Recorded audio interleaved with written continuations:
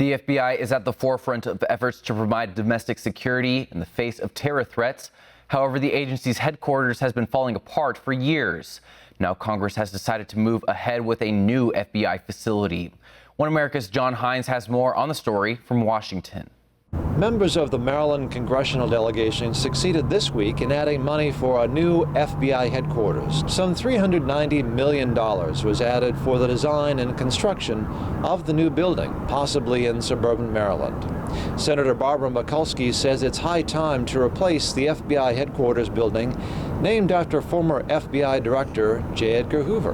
The FBI needs to move. It needs to move out of the Hoover building because it's dated, dysfunctional, and even dangerous. It's leaking, it has technology challenges, it has many other physical challenges to it. It doesn't meet its own security needs. The FBI has to move. For more than a decade, leaders of the Federal Bureau of Investigation have warned that the Bureau needed to replace its headquarters building, a crumbling concrete fortress.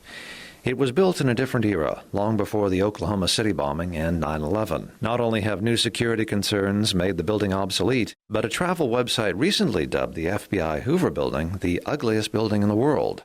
Mary Fitch of the American Institute of Architects' D.C. office describes the building. Being a neighbor of the FBI building, we've really noticed how much in disrepair it is. It's not being a real good neighbor right now because it's kind of fallen apart.